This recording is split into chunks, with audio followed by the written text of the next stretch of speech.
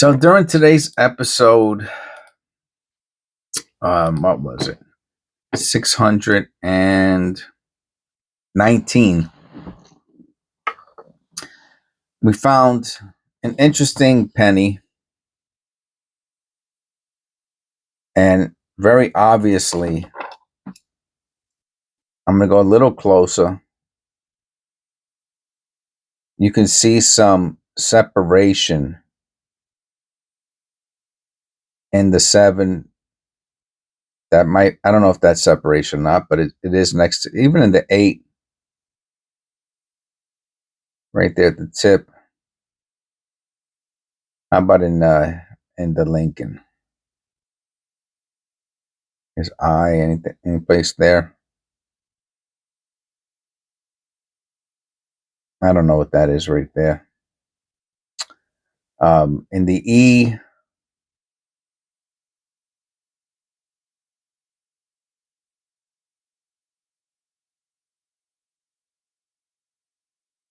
maybe even the B and L, the I, T.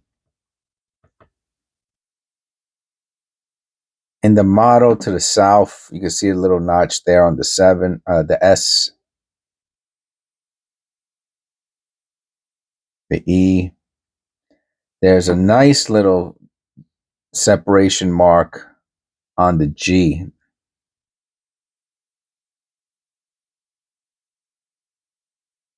Right there on the bottom. See if I can. That's really nice. Now, does that mean that this is a double die? Not necessarily. Does it mean that it's mechanical doubling? Also not necessarily. when you find something and you're like, oh, you have to do unless it's a clear example. And it takes a lot of experience to be able to identify clear examples of double dies, unless it's overtly clear, like you found, a $5, $10, $20,000 double die that for some reason, like a 1955, that for the past 70 years, no one has noticed in their change, and it has 2 clear examples of the same image doubled. Then you hit pay dirt. Okay. Otherwise, a lot of what you're going to be doing is trying to decipher what you're looking at. And one of the ways to do that is through resources. So we got the 78 Philadelphia here. And let's go look on copper coins, and let's go look at Konica and see if we can find what we think this is.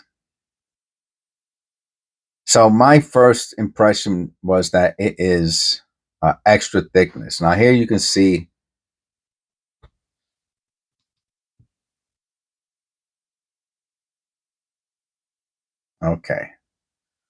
extra thickness, which is a class 6. Okay, right? It says class 6 there, and then it says extra thickness here.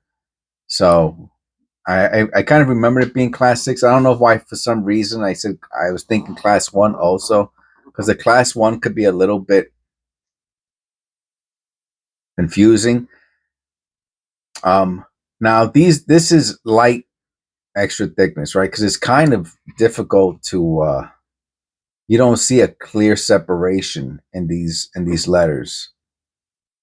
And the same thing here, they're a little extra thick, which is what I thought I saw, by the way, on that 1982, which I still have on the desk. I'm gonna have to take a second look at it. But the W was so wide, to me it looked like extra. But again, value wise, extra fine is $4. Yeah, will somebody pay you 10 for it? Maybe. It has to be an MS65 or MS65 for $10. I mean, obviously grading, does increase the value. Anyway, so class 6, 1978p, extra thickness. We have it. We have the little notch on the G. the separation on the 7, and they're not showing that here. Okay, even though they do say date Liberty motto. Okay, now if you want a good example of what extra thickness looks like, this is strong extra thickness, right? Almost verging on what some people consider true double die. True double die really is when you see the L and the I and the B here, they would be moved over a little bit, maybe to here, and you would see two complete L's, two complete I's, a lot of people call that the true double die, but this is a double die, and it's a DDO1. Okay, see, and I always get those confused between the DDO1 and the DDO6. So let's look at the definition of the DDO. I'm not going to go through the 9 classes, right? So in all of my videos, it has all of these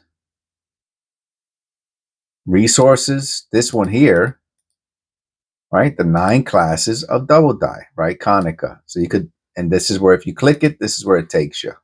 Okay. I can't show you the whole thing. I don't, the camera doesn't have that wide angle. So you have to just go there. All right. So class 1 is the big classic double die. So he's calling it the big classic double die, right? You see, they have a different, he actually says big, the big classic double die. Some people call it the true double die. Okay, like the 1955, which is what I said to you before. Okay, now obviously in this example here, he's calling this a class 1, and again, it's moving more towards that big classic double die look. And here's the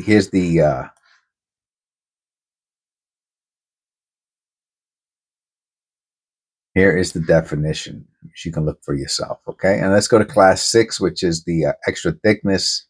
Here is, he calls it the distended hub doubling, and they give you the example. And someplace here it should say extra thick somewhere. Classic examples of a class 6 include, oh, you see it says DDO1. So DDO1, okay, I think the O1 just means penny. Eric taught me that. No, it doesn't, because DDRO2 doesn't mean 2 cents. So I'm not sure exactly what the O1 is. You can, Eric might say in the comments below what the O1 means, and the O2 might be type 1, type 2, I guess. I don't know.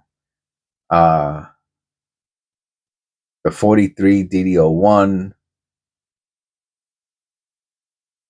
Oh, I see.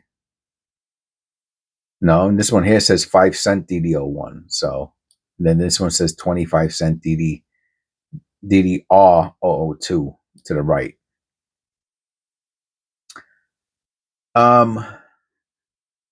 Extended hub, misalignment, raised, working hub, distorted elements, hub, lateral affecting. For some reason, I thought it said extra thickness somewhere. It also common to have separation lines.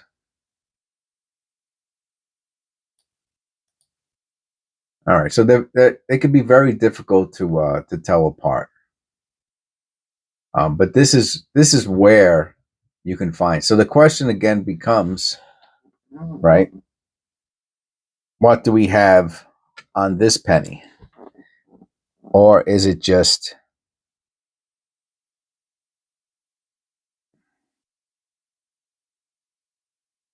mechanical doubling? Meaning that G is great. I love that little, see, that's shelving and that's separation.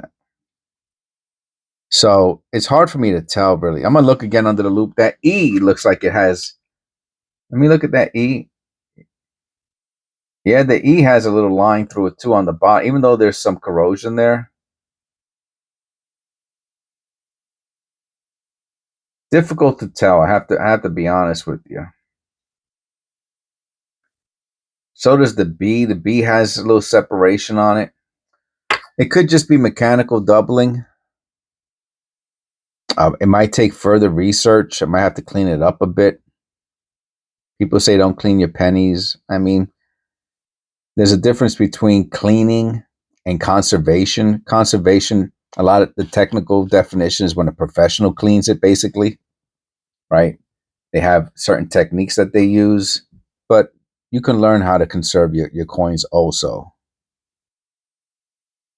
Hard to tell. You can let me know in the comments below what you think. If you think, and if you say it's mechanical doubling, say why.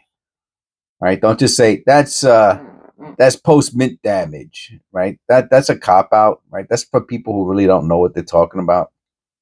Um, if you're not, using technical terminology, for example, shelving, right? Which the G has some shelving, but it could also be from a double strike. That's the question. Anyway, hope you enjoyed this video. That's a little bit part of what uh, a coin collector does and a numismatist does, except for they probably know it in their mind, right? But the average person who's not a numismatist has to do research like I did, and like you most likely have to do. Hope you enjoyed the video. Please click like, subscribe. God bless, and I'll see you in the next one.